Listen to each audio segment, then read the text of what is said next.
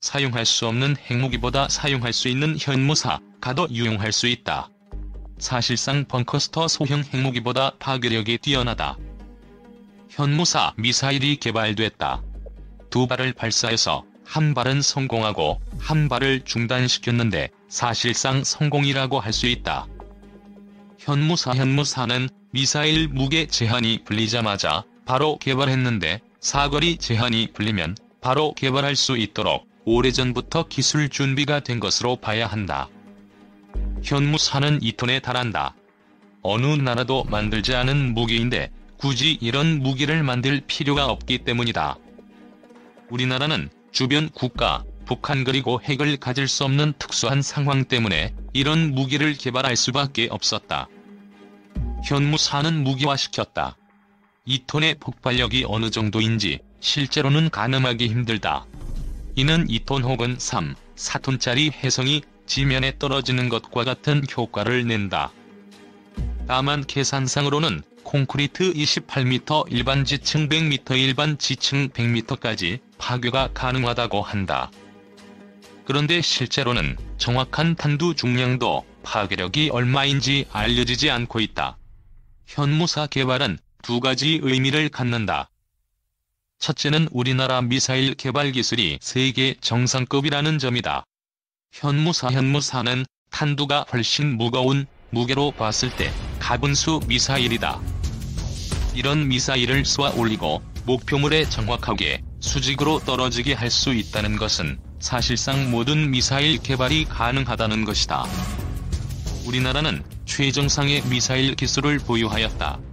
둘째는 북한뿐만 아니라 중국과 일본도 우리나라를 함부로 침략하기 어려운 군사력을 보유하였다는 증거가 된다.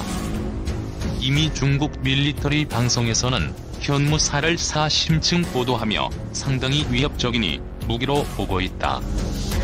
현무사를 양산해서 충분한 대수를 갖추고 잠수함 발사까지 준비하고 있다면 두려움의 대상일 수밖에 없다. 어차피 핵은 사용할 수 없는데 우리나라는 저기 지도부를 완전히 괴멸할 수 있는 무기를 지니고 있는 것이다. 정부는 현무44 개발 연구원들에게 상응하는 보상을 해서 더 우수한 미사일을 개발할 수 있도록 독려해야 한다. 그리고 최소한 400대 이상 양산해서 우리나라를 넘보면 최소한 지도부는 완전히 파괴할 저력이 있음을 보여주어야 한다. 아울러 사거리 제한이 완전히 풀리도록 지속적인 정치적 노력을 기울여야 한다. 우리나라에서 가장 좋은 무기는 최고의 미사일 전력을 갖추는 것이다. 항공모함을 만드는 것보다 이것이 훨씬 더 시급하다. 2.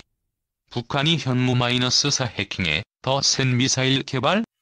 실상은 북한이 지난 25일 탄두 중량 2.5톤, 사거리 600km의 신형 탄도미사일 2발을 시험 발사하는 데 성공했다고 26일 공식 발표했는데요. 북한이 공개한 사진들을 통해 이 미사일이 지난 1월 열병식에 처음으로 등장한 북한판 이스칸데르 KN-23 개량형인 것으로 확인됐습니다. 북한이 3월 25일 시험 발사에 성공한 KN-23 개량형 미사일 발사 장면. 기존 북한 미사일에 비해 훨씬 무거운 2.5톤 탄두를 장착한 것으로 알려져 북한판 현무-4로 불린다. 북한이 실제로 탄두 중량 2.5톤의 신형 미사일 개발에 성공했다면 기존 KN-23에 비해 3에서 5배나 파괴력이 커진 탄두 장착에 성공했다는 의미인데요. 이렇게 강력한 탄두를 장착한 신형 미사일을 보고 전문가들은 북한판 현무-4가 등장했다는 평가를 했습니다. 오늘은 북한판 현무-4와 우리 현무-4의 특징과 차이점에 대한 말씀을 드리려 합니다. 세계 최고 수준 탄두 중량 갖춘 괴물 미사일 현무-4 우선 우리 현무-4가 어떤 미사일이길래 북한판 현무-4라는 얘기가 나오는지엔 설명을 드리겠습니다. 현무-4는 기존 현무-2 미사일에 비해 훨씬 크고 무거운 탄두를 장착. 지하 100m 이상 깊숙이 있는 김정은 벙커도 파괴할 수 있어 괴물 벙커버스터 괴물 미사일로 알려진 우리 군의 전략무기입니다. 지난해 7월 문재인 대통령은 국방과학연구소를 방문해 세계 최고 수준의 탄도 중량을 갖춘 탄도미사일을 성공한 것에 축하 말씀을 드린다고 언급했는데 전혀 과장된 표현이 아니라고 합니다.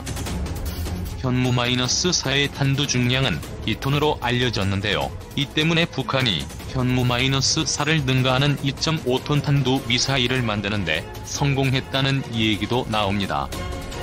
하지만 군 소식통들은 이에 대해 잘 모르고 하는 얘기로 우리 현무-4가 북한의 KN-23 개량형보다 강하다고 전했습니다. 그 비밀은 사거리와 탄두 중량의 역에 상관관계에 있습니다.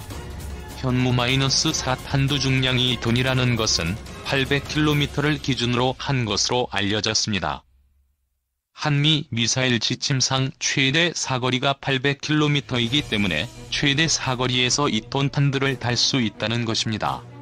사거리 300에서 500km인 현무-2 탄도미사일 발사 장면.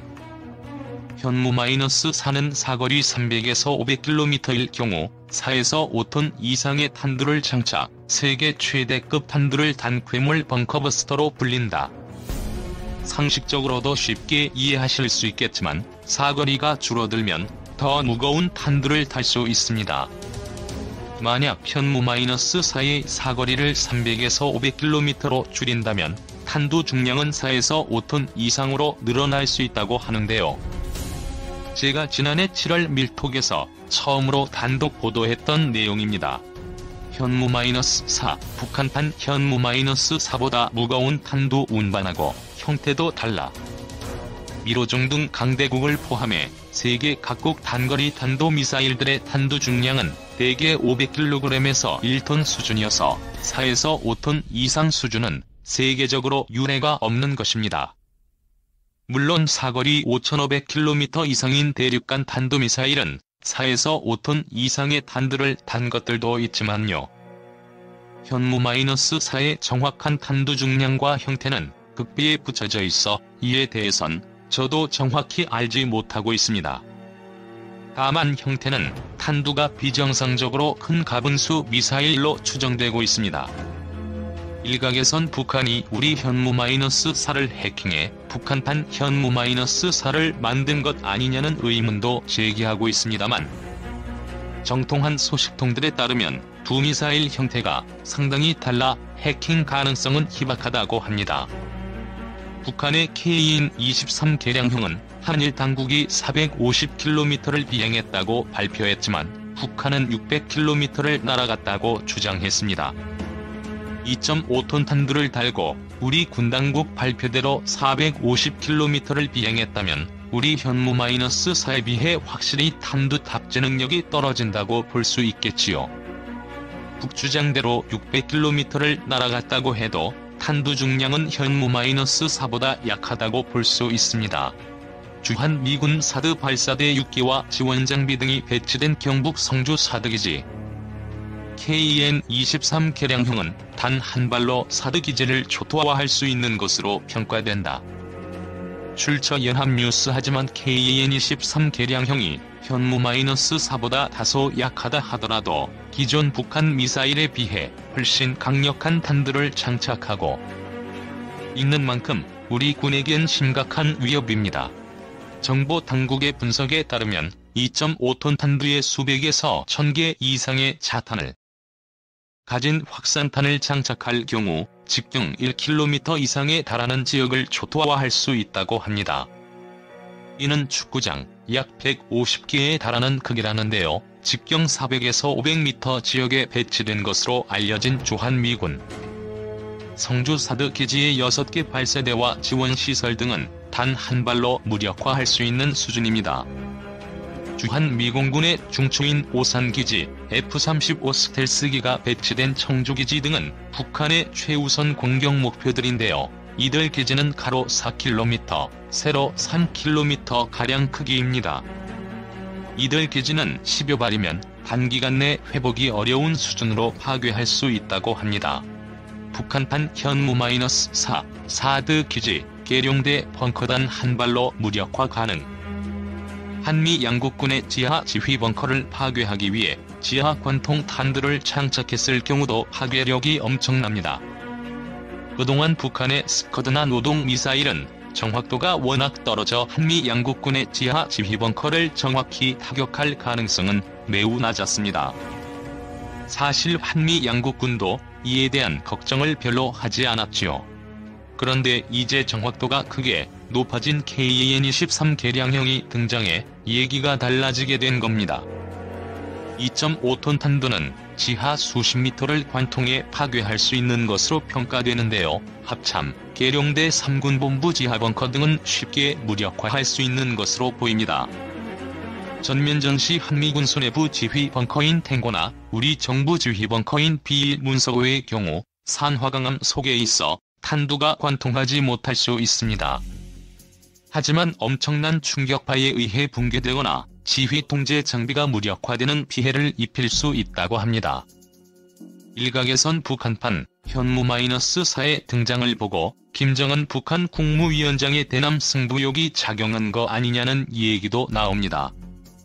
북한 열병식에서 북한판 워리어 플랫폼이 계속 개량된 형태로 등장하고 있는 것이나 이번 북한판 현무-4의 등장이 그런 사례라는 것이지요. 아무튼 북한판 현무-4는 변칙 기동을 하고 비행고도가 낮아 요격이 어렵습니다. 특히 우리 군 당국이 450km를 날아갔다고 발표했지만 실제로는 북주장대로 600km를 날아갔을 가능성이 높아지고 있습니다. 이는 북미사일 후반부 150km 비행구간을 우리 군이 탐지하지 못했을 가능성이 크다는 얘기입니다. 탐지를 하지 못하면 요격도 불가능합니다. 북한판 현무-4의 등장은 전술핵 탑재 문제를 떠나서도 우리 군이 고민하고 대책을 세워야 할 새로운 심각한 위협이 생겼다는 것을 여실히 보여주고 있습니다.